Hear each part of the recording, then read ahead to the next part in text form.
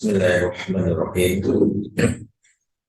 Assalamualaikum warahmatullahi wabarakatuh. Waalaikumsalam warahmatullahi wabarakatuh. Innal hamdalillah nahmaduhu wa nasta'inuhu wa nastaghfiruh wa na'udzu billahi min sayyiati a'malina. Man yahdihillahu fala mudilla lahu wa man yudlil fala hadiya lahu. Asyhadu an la ilaha illallah la syarika lah abduhu wa la nabiyya ba'da wala haula wala quwata illa billah wa ba'd. Ikhwatal iman a'azakumul jami'an. Bapak-bapak, ibu-ibu, saudara-saudariku semua, ikhwan wa fillah jamaah Masjid Al-Hidayah Capital Place. Semoga Allah memberkahi kita semua yang hadir. Amin. Dan semoga kita bisa masuk surga bersama-sama semuanya. Amin. Ya Rabbal alamin. Ini kembali kita bisa bersua melanjutkan kita Islam. Bagaimana pendidikan anak dalam Islam, khususnya dengan tantangan kita di akhir saja, bukanlah tantangan fenomena-fenomena yang muncul di waktu beberapa dekade ini, dengan banyaknya yang membuat salah satu fenomena yang sejatinya sudah diisyaratkan oleh baginda Nabi Shallallahu Alaihi Wasallam. Di antaranya adalah fenomena di mana Rasulullah mengisyaratkan munculnya hal-hal yang terkait dengan kedustaan atau hoax. Sayati ala nas sanawatun qabda'at, akan datang kepada manusia tahun-tahun penuh kedustaan. Jadi yang namanya kedustaan atau hoax itu sesuatu yang kerap akan dijalani manusia dalam masa yang panjang. Di mana kedustaan ini adalah datangnya Dajjal. Karena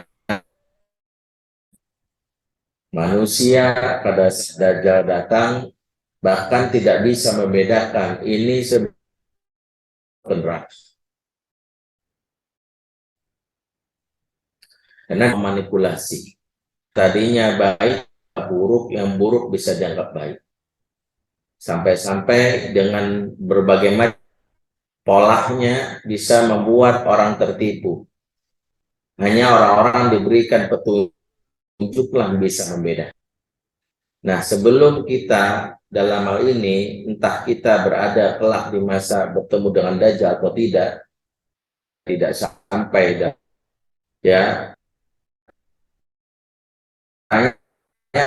adalah ini di mana Nabi dalam kata Nabi Yusuf di kadhib, di masa itu, di saat hoax itu merajalela, banyak orang yang membenarkan orang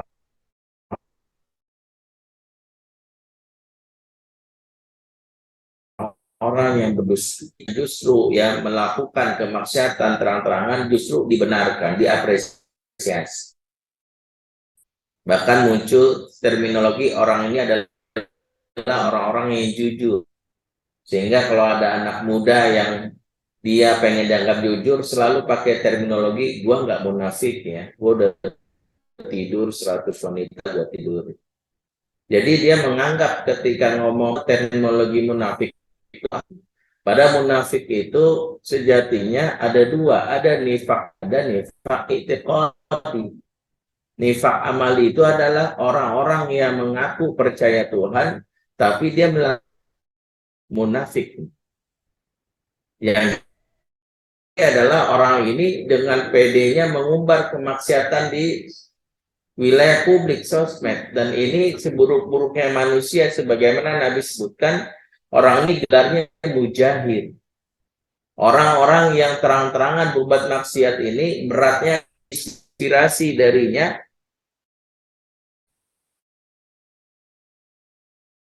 pun kelak dia bertobat, dia masih punya investasi kemaksiatan yang dilakukan. Mengerikan.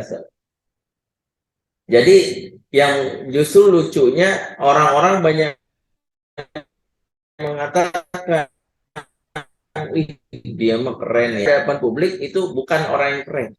Justru adalah seburuk-buruknya manusia karena Allah sudah tutup aibnya, dia sengaja umbar di wilayah publik. Ya, maka inilah yang sekarang justru kita khawatirkan, anak-anak kita melihat postingan di sosmed, TikTok, Instagram, Facebook, ya orang-orang seperti ini sudah yang dibikin lucu, dibikin keren, jumlah followernya banyak, pengikutnya banyak, dan mereka justru, dan inilah yang dikhawatirkan sebagaimana sabda Nabi, yaitu fenomena di mana orang-orang yang jelas-jelas salah justru didukung. Yusaddiqu fihal kadhib.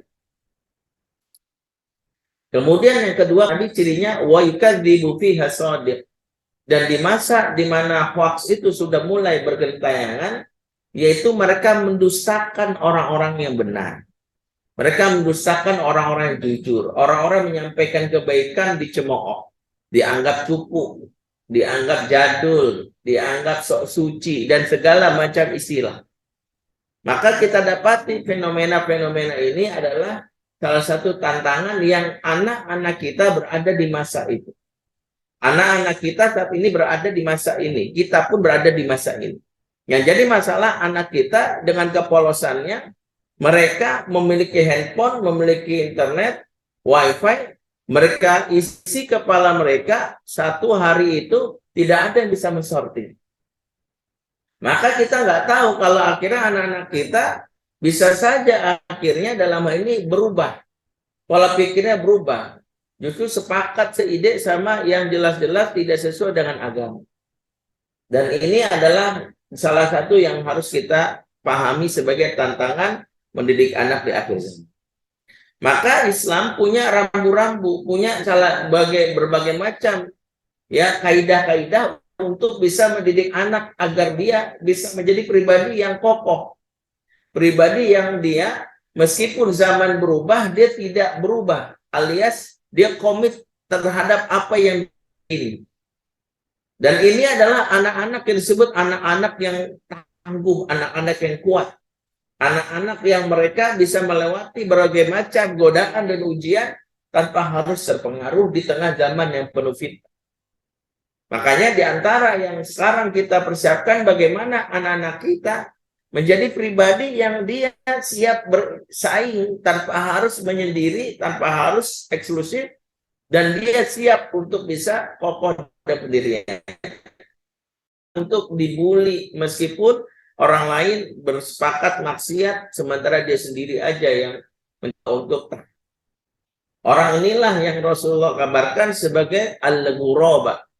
Sebagaimana sabda Nabi, badal Islam riban wa sayaudu qoriban kama bada fatuba lil ghuraba. Islam itu awal mulanya aneh.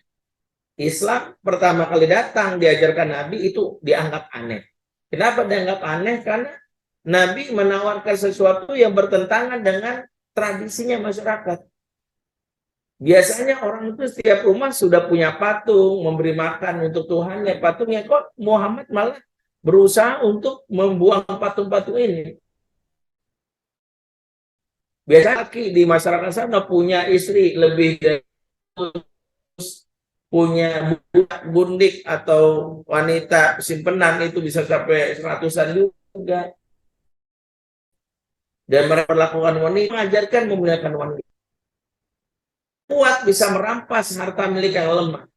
Tidak ada itu yang namanya negosiasi, hukum tergantung yang kuat. Nabi justru memuliakan siapapun termasuk orang-orang yang lemah. Jadi hal-hal ini dianggap aneh. Orang-orang biasa, setiap jamuan, pesta, biasa mabok, ada komar di dalam rumahnya. Dan itu dianggap pemulihan tamu. Nah, Nabi justru mengingatkan untuk menjauhi komar. Aneh. Maka keanehan-keanehan ini sudah dirasakan. Di masa pada saat Islam awal mula dianggap aneh. Kata Nabi, "Daudu qoriban kama bada." Nanti juga di akhir zaman, kan dianggap aneh juga. Di mana orang-orang yang bahkan yang lucunya kalau di masa lalu keanehan itu dialami oleh orang-orang yang memang Islam. Mereka adalah orang-orang kafir Quraisy yang begitu mengenal Islam, mereka menganggap, ih aneh nih ajaran Islam. Yang aneh di zaman sekarang itu, yang aneh itu di Islam itu sendiri. Dan itu yang aku alami. Maka kata Nabi, bagi yang tetap komit, siap untuk dibully, dianggap orang aneh, meskipun dia benar, ya, korup dia enggak, yang lain selingkuh dia enggak, yang lain main cewek, pacaran dia enggak. Maka kata Nabi, fatuba lil ghuraba, maka beruntung orang-orang yang melewati fase ini. Anak-anak kita dianggap anak-anak yang beruntung. Kenapa? Karena dia ternyata tidak tercemari oleh virus yang begitu banyak. Ya, sebaliknya, ya, orang-orang yang justru dia tidak punya pendirian, orang-orang yang tidak punya komitmen, dia justru orang-orang yang rugi. Dan Nabi istilah generasi yang terpengaruh, generasi ini disebut generasi ima'ah. La takunu ima'ah, jangan kamu jadi generasi ima'ah. Apa itu ima'ah? Taqulun in asanan nasu ahsanna wa in zalamu zalamna. Yaitu orang-orang berkata, kalau orang lain baik kami ikut-ikutan baik, kalau orang lain buruk kami ikut-ikutan buruk. Ini fenomena di akhir zaman yang wajib kita antisipasi. Karena itulah beberapa hal yang menjadi concern kita agar kita bisa menguatkan anak kita. Di saat kita yang menjadi masalah adalah ketika kita tiada, justru disitulah anak-anak kita bisa nggak suruh paham. Mungkin lagi sama kita ngeliat hal yang buruk, kita langsung tegur bis.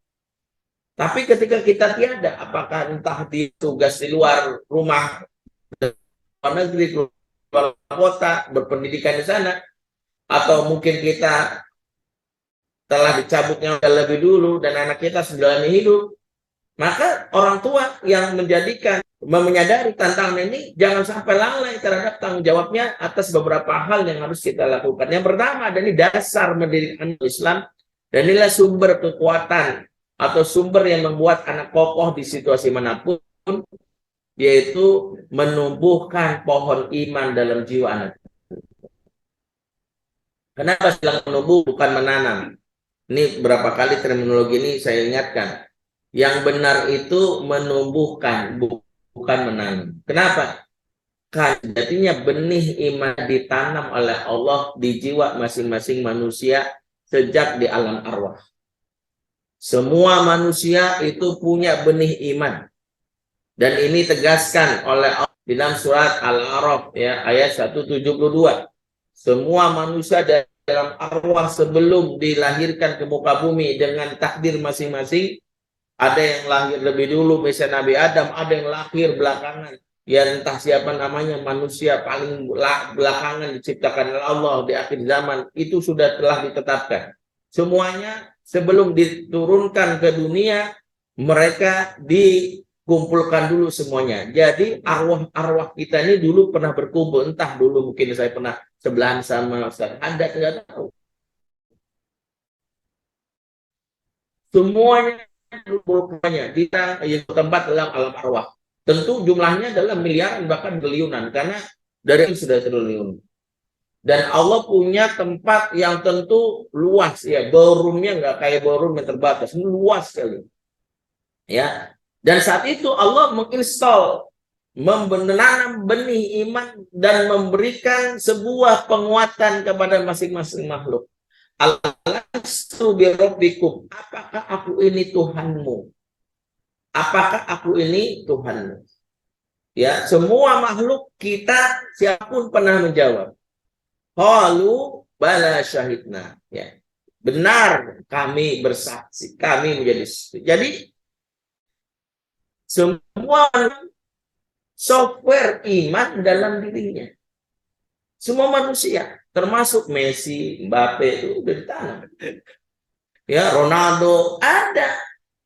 Ya, cuma ketika ditinggalkan oleh pendidiknya, oleh lingkungannya.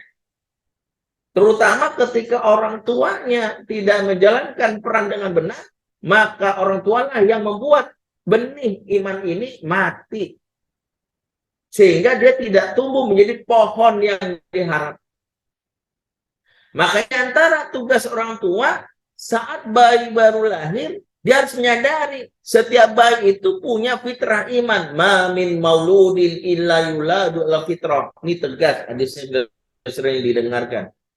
Tidaklah bayi yang lahir kecuali lahir dalam keadaan fitrah. Setiap bayi aslinya pastinya membawa fitrah kebaikan, pasti beriman. Cuma orang tuanya yang mungkin cuek. Punya anak nggak dididik. Punya anak nggak diurus. Sibuk dengan segala hal. Punya anak dikasih handphone. Punya anak dikasih TV. Punya anak dititip ke orang lain. Maka orang tua lah yang menyimpangkannya sebagaimana sabda Nabi, fa'abawahu, orang tuanya. Jadi orang tuanya yang cuek, yang akhirnya terputus itu sinyal keimanan dari generasi sebelumnya sampai ke bawah itu putus. Makanya sebenarnya kalau kita sadar misi kita hidup itu adalah keimanan sampai ke bawah, kita itu jangan akhirnya nggak sampai tertipu dengan dunia, sibuk nyari duit, lupa anak itu. Harusnya diingatkan bahwa sebagaimana ayah beriman kepada Allah, harusnya kamu juga. Maka di antara yang membuat anak-anak kita itu gampang goyang, gampang terbujuk, gampang diajak kepada kemaksiatan, iman yang lemah. Maka di antara permisalan Quran itu menarik. Ketika iman ini sungguh-sungguh kita rawat, kita tumbuhkan, maka kita mendapatkan permisalan dan surat Ibrahim ayat 24. Di permisalan ini menjelaskan betapa iman itu kalau dididik, ditumbuhkan dengan benar, akan menjadi sebuah pohon yang kokoh, pohon yang baik. Allah berfirman, alam taro kaifa daraballahu mathalan kalimatan thayyibah kasyajaratin thayyibah asluha thabit wa faruha bis-sama. Tidakkah engkau melihat perumpamaan dari kalimat thayyibah? Ya, kalimat thayyibah ini kata para ulama artinya tauhid, artinya iman. Kasyajaratin thayyibah, seperti pohon yang baik. Apa ciri pohon yang baik? Asluha thabit, akar menghujan, tuh kokoh.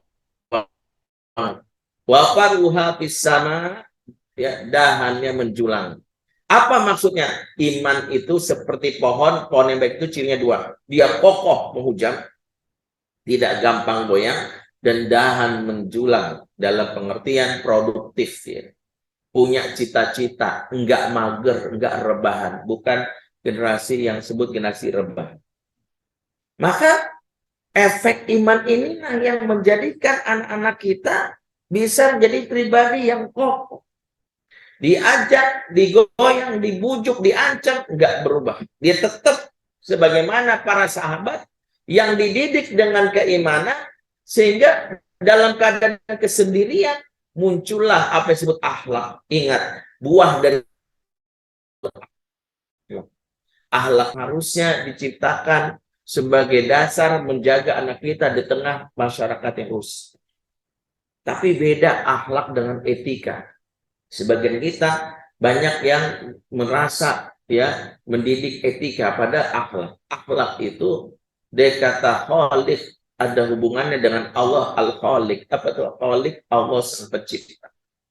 Sehingga ketika sesuatu terhubung dengan Allah, terciptalah akhlak. Makanya biasanya akhlak adalah menetap mau sendiri maupun mau dia dalam keramaian, dia dalam sendirian kesepian. Sama. Itu kenapa? Karena terhubung dengan tauhid, efeknya adalah dia merasakan ada disebut muraqabatullah. Itu akhlak. Beda dengan etika. Kalau etika cenderungnya humanity, human, ya. Lebih memperhatikan karena pandangan manusia. Ya, manusia apa kata dunia gitu. Itu namanya bukan akhlak. Itu lebih kepada etika. Apa kata orang kalau gua begini? Itu maksudnya etika. Ya, makanya kalau etika cenderungnya di depan orang dia kelihatan baik. Ya, Banyak cerita-cerita yang muncul, suami istri mesra di sosial media, di dalam kamar rumahnya sendiri, gampar, mukul, KDRT. Karena yang dibangun adalah etika. Contoh sederhana etika itu, mohon maaf ya, mungkin pernah saya sampaikan juga, kalaupun ada yang profesinya sama jangan tersinggung. Contoh pramugari, pramugari naik pesawat. Ya, pesawat yang melayani penumpang misalnya jarak jauh ya, misalnya ya perjalanan umroh atau ke Turki 8 atau 9 jam. Di situ dia akan menampilkan yang disebut etika. Senyum, ada bisa kami bantu Pak? Gitu Bu, penumpang bilang boleh Mbak, saya diambilkan air hangat sedikit, saya agak dingin. Oke. Ada selimut nggak ada pesan? Oh ada, kami ambilkan. Luar biasa kan, dia melayani senyum. Ya. Dan itu adalah etika. Begitu turun di bandara, kita kemudian masih kedinginan. Di bandara, di terminal, ketemu pramugari tadi. Mbak, boleh ambil minum lagi nggak Pak? Saya dingin. Coba. Apa reaksi dia? Lah tadi diambilin, Mas sekarang udah dibawa, udah sampai. Maka kita dapati, kalau orang yang beriman, dia mau nolong aja. Oh iya, masih dingin Pak. Maka kita lihat, ada perbedaan. Maka ketika yang dibangun etika, attitude, maka anak kita baik di mata manusia, tapi di mata Allah. Makanya dia bisa bermaksiat sendirian. Ya, di saat orang yang lihat dimaksud yang kita tidak inginkan. Makanya di antara yang tantangan kita hari ini adalah bagaimana penguat seseorang itu bukan etika, tapi karena terhubung langsung sama Allah. Itulah mengapa para sahabat sendirian mereka tetap. Dan itu kita bisa tahu bagaimana Umar bin Khattab pernah mengetes satu pengembala kambing di masa itu, yang saat itu dia membawa beberapa imajinya. Dan Umar pun akhirnya bertanya kepadanya, mencoba untuk melihat sejauh mana pohon tauhid itu sudah tumbuh dalam jiwa anak ini. Umar menawarkan berapa harga seekor kambing ini, dan dia tetap karena dia bukan pemiliknya, dia hanya pengembala. Dia bilang, maaf, kambing ini nggak dijual. Ya, tapi saya butuh kambing, yang kata Umar, boleh nggak? Mungkin 1 ekor atau 2 ekor, tapi saya nggak jual, bukan saya. Umar pun mencoba untuk membuat anak ini ya mungkin ya diuji. Dia bilang, kan kambingmu banyak, 1 aja kau jual kepadaku, majikanmu tidak tahu. Apa kata anak ini? Dan ini ya buah dari pendidikan ditanam orang tuanya. Tentu saja orang tua adalah orang-orang soleh, masa itu para sahabat yang dibimbing oleh Nabi. Apa kata anak ini? Dan cepat, Aina Allah. Di mana Allah? Umar langsung bergetar. Anak kecil yang langsung mengatakan di mana Allah. Mungkin memang majikanku nggak tahu jumlah berapa yang namanya. Makanya kalau metode penanganan yang dilakukan pemerintah dengan menjaga supaya kalau sekedar dari sisi teknis tapi tidak memberikan edukasi penguatan iman khususnya, bagaimana menguatkan iman, penguatan iman itu tauhid, merasa diawasi. Semakin orang itu merasa diawasi, semakin takut. Harusnya begitu. Tapi ada ustadz yang rajin sholat dan ibadah, berarti ada masalah koneksi dia. Jangan-jangan sholatnya dia bukan karena tauhid. Jangan-jangan sedekahnya dia bukan karena iman. Karena iman itu harusnya memberikan efek. Setidaknya apa? Bergetar hatinya kalau disebut. Nggak bisa bohong. Nggak bisa diingetin nama Allah. Ya, begitu disebut diingetin nama Allah langsung. Makanya manusia beriman itu bukan manusia yang tidak punya nafsu. Tapi begitu diingatkan Allah, dia langsung konek. Setan bisa saja membuat dia. Pernah dengarkan ada hadis tiga yang terjebak di gua dan dia tidak bisa membuka dalam hal ini batu gua tersebut. Kemudian dia berdoa kepada Allah. Pernah mencintai dan jumlah banyak. Dan pada saat itu dia datang meminta bantuan. Saat itu aku membujuknya. dia boleh aku bebaskan dari utang asal dia mau tidur sama aku. Karena dia mungkin sudah kepepet atau apapun, akhirnya sepupuku mau. Akhirnya pada saat aku sudah mulai berada tubuhnya, tiba-tiba dia mengatakan, aku tidak jangan kau buka ya segel ini sebelum kau menghalalkan aku. Ya, maksudnya jangan kau lakukan persetubuhan ini sebelum kau halalkan aku, dan ketahuilah Allah, karena dia sudah diinstal iman itu sekali. Ya Allah, langsung. Inilah iman itu akan membuat seseorang itu terkoneksi. Bukan berarti dia nggak pernah maksiat, bukan berarti dia nggak punya nafsu. Nafsunya ada, tapi begitu diingatkan langsung. Yang jadi masalah kalau imannya nggak ada, diingetin. Aku ingatkan kamu, Allah mengasihi kamu. Allah itu siapa ya? Ada orang kayak gini. Emang Allah ada?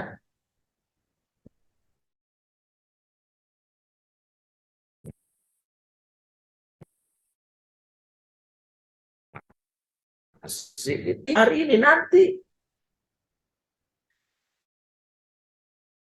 Pada sedang naik, pada saat dia berdagang di pasar, melihat ada wanita cantik, dia langsung membawa ya wanita ini untuk datang pokoknya dan hendak melakukan pelecehan. Wanita ini pun berontak sambil mengingatkan, Aina Allah, di mana Allah di hatimu? Langsung dia istighfar, nangis, dia tutup toko itu, ditinggalkan wanita itu, dan Rasul meminta dia bertobat dan meminta beramal soleh, dan muncullah surat yang disebutkan Allah ayat 114, innal hasanat yudhibna sayyi'at, sesungguhnya kebaikan yang banyak akan mengusir keburukan yang kamu lakukan, alias tobatlah kamu dengan perbanyak kebaikan. Kisah dalam ayat ini adalah para sahabat yang sempat tergoda. Jadi yang disebut sebagai orang beriman bukan orang yang nggak punya nafsu, salah. Orang beriman itu bukan orang yang nggak punya syahwat, tapi dia yang nafsunya ada, tapi begitu ingatkan Allah, memenangkan apa yang ada dalam imannya dibandingkan nafsu. Inilah yang terjadi sama Yusuf, atau kisah yang populer misalnya bagaimana kisahnya calon Umar bin Khattab juga, ketika di suatu malam dia berlakukan sidak ke beberapa rumah warganya, dan dia mendengar percakapan seorang ibu yang sebelum subuh sudah memerah susu yang akan dijual ke pasar. Ya, kemudian susunya ini supaya jumlahnya banyak dan menguntungkan, ibu ini berinisiatif untuk menambahkan air. Ya, kecurangan yang kadang-kadang dilakukan oleh pedagang itu adalah mengambil kualitas. Ya, kalau sekarang tuh bukan hanya itu ya, bukan hanya susu tambah air, kadang-kadang kayak bangunan itu ya. Kayak kemarin tuh ada pesantren tuh yang mengerikan sekali, di order ke sebuah pemborong yang diminta supaya corannya sekian, semennya sekian, dikurangin akhirnya roboh. Itu jahat itu ya. Dan sekarang banyak itu ya, yang ngambil untung dengan cara ya misalnya udah amat arsitek kan udah bilang, saya nggak ngerti teknik sipil, tapi intinya dikasih tahu ini corannya sekian, semennya sekian, tapi dikurangin sama dia supaya dapat margin. Kan kebayang marginnya, katanya kalau semennya biasanya 1:4, dia bikin ya gitu ya, jadi satunya. Jadi dia bikin marginnya besar banget, jadi nggak perlu banyak semen. Sebenarnya pasir kan biasanya 1:4, 1:2, saya nggak tahu berapa, tapi dia benar-benar dikurangin. Jadi semen pasirnya banyak, keropos, ya roboh gitu. Dan itu jahat. Kembali, di masa Umar ada ibu-ibu yang berniat itu untuk ngambil untung gitu. Dan anak bilang, Umar melarang. Umar saat itu pemimpin yang membawa ya estafet tugas kenabian sebagai khalifah untuk menjaga supaya syariat itu tegak. Di antaranya adalah jangan berlaku curang. Ingat ya, orang curang itu neraka kan khusus ya. Namanya apa? Wail. Itu sebutkan soal mutafifin, wailul lil mutafif. Itu neraka wail bagi orang curang. Orang curang itu salah satu cirinya itu. Ya, dia mengurangi takaran, mengurangi apa yang menjadi haknya, susunya ditambahin. Maka dibilang Umar nggak menyukai, Umar marah itu. Dan ibunya wanita ini bilang, Umar lagi udah tidur malam ini, Umar juga nggak tahu. Ya, padahal Umar lewat dia sidang. Umar juga nggak tahu kalau kita kurangin. Kan. Dan wanita dan merupakan inilah buah dari keimanan. Apa kata wanita ini kepada ibunya? Ya, Umar mungkin tidak tahu mah, tapi Tuhannya Umar pasti tahu. Maka ini kalau kita setiap saat ingetin bahwa Allah mengetahui kamu, Allah mengetahui, terus nanti dia bukan hari ini efeknya, tapi nanti di masa ketika dia digoda atau dia tergoda, dia baru ingat. Kata abiku, Allah tahu. Allah mengetahui apa yang hari ini aku lakukan. Astagfirullah. Gak jadi. Inilah yang membuat seseorang saat sendiri dia tetap berakhlak. Beda dengan orang yang tidak tertanam oleh dalam dirinya, tidak tumbuh pohon imannya, maka muncul adalah cuma sekedar pencitraan aja. Dia hanya soleh saat bersama orang lain, tapi sendiri dia maksiat. Dan kejadian inilah yang diisyaratkan di dalam Al-Quran, yang disebutkan dalam surah Al-Baqarah ayat 249, kisah pasukan Talut. Ya kan, Allah ceritakan bagaimana pasukan Talut, falamma fasala Talutu bil junudi qala innallaha mubtaliikum binahar. Maka tatkala Talut ya telah sampai di sebuah sungai. Jadi kan dikisahkan Talut, raja dari Bani Israel ditugaskan untuk menaklukkan Jalut. Jalut yang dikenal raksasa, sombong, bengis, ya jahat di masa itu, membunuh banyak manusia masa itu. Maka Talut membawa misi untuk menaklukkan kezaliman. Di dalam pasukan Talut ada Nabi Allah yang masih muda saat itu namanya Nabi Daud. Jadi Talut membawa beberapa orang untuk menaklukkan atas misi jihadnya untuk menghentikan kezaliman dari Jalut. Ya, Talut dan Jalut ya. Talut dan Jalut. Dan di dalam Talut itu ada David ya, istilahnya Daud ya. David dan Goliat kalau istilahnya dari bahasa Ibrani. Maka Talut disebutkan oleh kafir membawa 80.000 pasukan. Mereka berjalan dalam waktu yang lama, bawa bekal sedikit, dan mereka hendak berjihad. Ya, dulu nggak ada kendaraan, jadi mereka jalan. Ya, ada yang jalan naik kendaraan, tapi gantian jalan. Pada saat mereka sudah habis bekalnya, sudah mulai lelah, pada perang belum mulai, tapi sudah mulai kecapean. Pada saat itulah mereka sampai di sebuah sungai yang membentang. Sungai yang begitu luas. Saat itulah godaan muncul, tapi justru momen itu Talut mendapatkan wahyu dari Allah untuk menyampaikan ujian kepada anak buahnya. Apa kata Talut? Innallaha mubtaliikum binahar. Allah menguji kalian dengan sungai ini. Allah menguji kalian dengan sungai ini. Faman syariba minhu falaysa minni. Siapa yang meminumnya, dia bukan golonganku. Alias keluar kalian dari barisanku, kalian telah gagal. Ya, ingat meskipun haus tapi ini diuji, jangan minum. Wa man lam yat'amhu fa innahu minni. Siapa yang tidak meminumnya meskipun haus dan ingin menaklukkan Jalut, dia tidak meminumnya, dia baru golonganku. Illa, tapi ada pengecualiannya. Pengecualian ini rukhsah. Manik tarafagur fatabiyadi. Kalaupun kalian ingin meminumnya, cukup sakup tangan, dibolehkan. Jadi maksimal, kalaupun kalian benar-benar gak tahan, udah cukup tangan, setelah itu kalian nggak boleh lagi minum. Maka Talut ngomong tuh di hadapan prajuritnya, 80.000 orang itu dengan teriak bilang, as-sami'tum. Kalian dengar. Mereka semua bilang, as-sami'tum.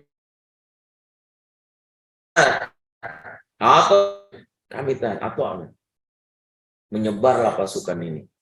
Saat mereka menyebar itulah mulai teruji. Ada yang benar-benar nggak tahan. Kemudian mulai ngakal-ngakalin. Ada yang pura-pura di pinggir sungai kepleset. Ya lusi dong.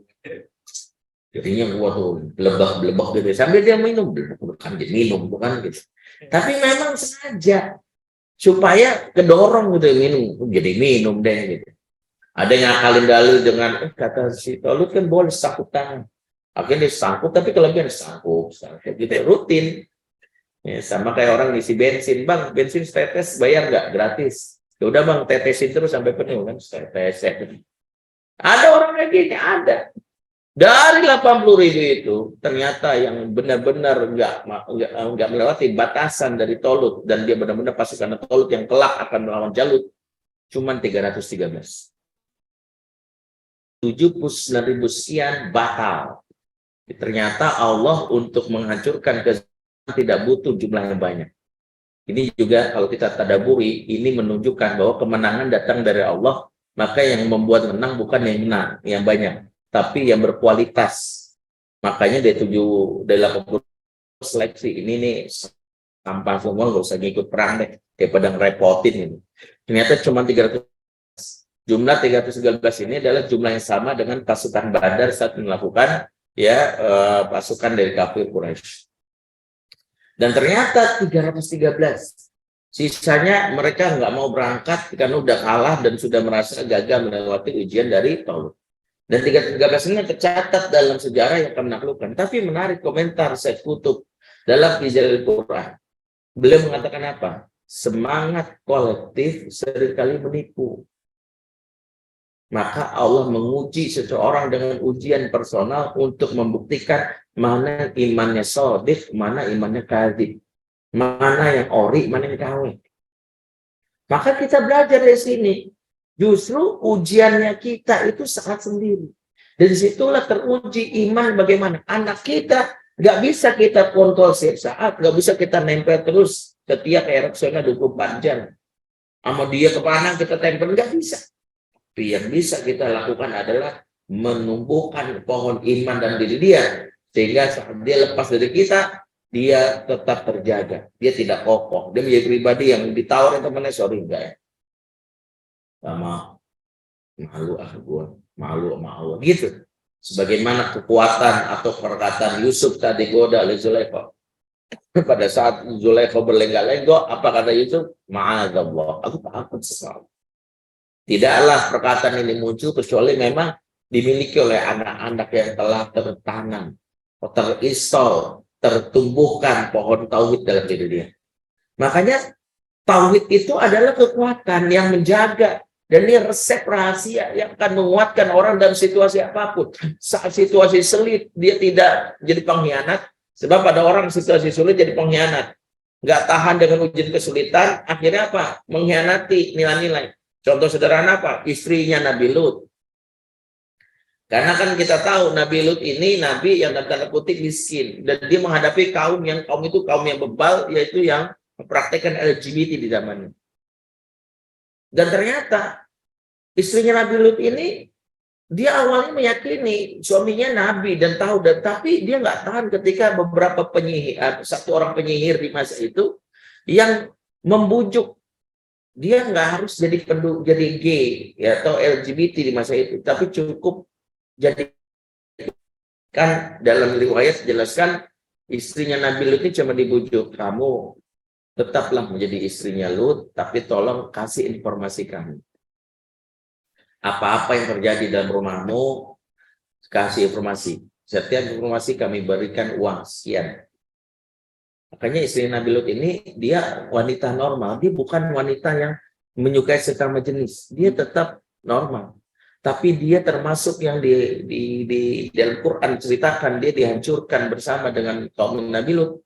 Kenapa? Karena diantara dia mendukung, menjadi informan, dan dia bisa berubah karena iming-iming, karena cuan. Maka di antara yang membuat orang itu berubah itu adalah karena cuan, bisa jadi karena tidak kokoh. Makanya kalau tauhid itu tidak kokoh, yang tadinya dia bersoleh, tadinya rajin ibadah, bisa berubah dalam situasi sulit terutama. Makanya ada para sahabat tidak sampai mereka keluar dari keimanan, justru ketika mereka merasakan sulit itu makin kuat mereka, makin yakin mereka. Peristiwa Amul Munqato'ah, salah satu peristiwa yang dicatat dalam sejarah, diboykot para sahabat kurang lebih selama 3 tahun, tidak punya akses ekonomi, uang nggak laku, mereka belanja ke pasar nggak diterima, makanan mereka adalah sisa dari hasil makanan yang beberapa waktu lalu dibeli, sehingga kurma itu lama-lama mengering, ada yang membusuk,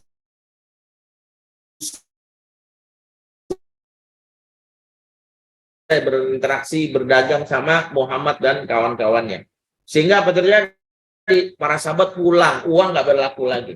Ada yang lapar, akhirnya cuma makan daun. Ada yang ngasih istrinya minuman, air sampai kembung. Nggak ada makan. Sampai ada sahabat tuh saking bingung gimana buat menggajal laparnya itu, karena dia minum terus malam-malam dia akhirnya, maaf istilah kita tuh beser, pipis. Ketika dia pipis itu, mohon maaf ya, air kencingnya mengenai satu benda yang dia rasa ini adalah makanan. Itu ternyata air kencingnya menetes kepada bekas kulit sapi yang bekas kulit kambing yang itu mungkin masih ada kulitnya itu, bukan? Jadi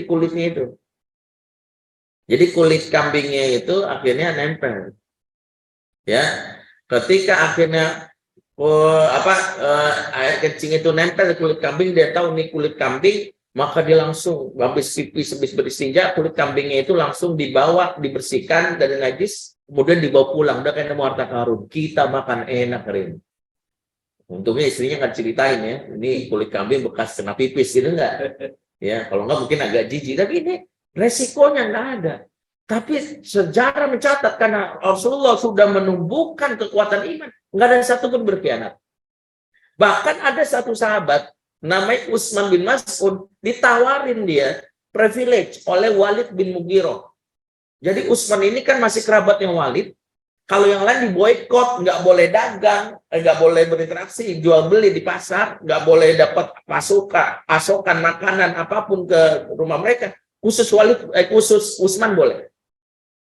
Utsman ini dapat privilege dari pamannya bernama Walid bin Mughirah.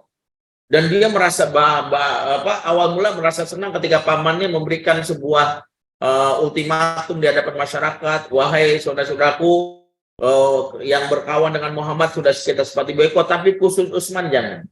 Utsman ini ponakan saya, Utsman bin Mas'ud. Maka berikanlah hak dia, kalau dia berdagang berikan, kalau dia apa-apa tolong dia, kalau jangan sakiti dia, jangan zalimi. Ini di bawah perwalian saya. Awalnya Utsman merasa nyaman, tapi inilah getar-getar keimanan itu mulai merasuk. Ketika dia lihat Nabi makannya susah, sahabat makannya yang lain susah, dia ngelihat, wah, kenapa saya doang yang senang ya? Benih keimanan itu akan bilang, wah, kalau gini nggak fair nih. Buat apa saya berbahagia di atas penderitaan saudara-saudara saya? Saya bisa makan, bisa ini macam-macam, gak enak nih. Ngomong sama Walid, wahai Walid, sungguh telah membuat aku terpisah dari Muhammad, dari Rasulullah dan dari sahabat-sahabatku. Tolong cabut perwalianmu. Aku nggak butuh. Wah, Walid marah. Walid itu sampai bikin ultimatum, mulai hari ini nama Utsman silakan kalian lakukan apapun.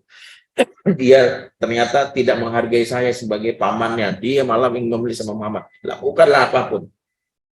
Maka Utsman yang tadinya lagi jalan di pasar, dia merasa udah perlakuan orang itu seperti yang biasanya, mulai berubah. Masyarakat menatap sini orang ngaco, awas macam-macam. Sampai ada sebuah perkumpulan syair dan syair itu syair jahiliyah, namanya Utsman, dia bisa nyeletuk, tiba-tiba akhirnya orang tersinggung, sampai akhirnya orang gebukin dia. Ya, karena merasa marah dengan sindirannya dari Utsman ya. Akhirnya orang gebukin dia. Orang awalnya jangan gebukin. Ini ponakannya Walid, jangan. Kemudian ada yang bilang gitu, Walid sudah katakan dia berpaling dari orang ini karena dia tidak bersyukur di pamannya. Berarti kita boleh gebukin? Iya, boleh gebukin lagi. Sampai matanya Utsman ini pecah. Ketika itulah dia ditinggalkan, dia tidak sampai mati, tapi matanya pecah. Dia akhirnya mencari Rasulullah dalam keadaan matanya pecah. Di saat itu Rasulullah kaget. Apa yang terjadi dengan Utsman? Diceritakanlah. Rasulullah kaget.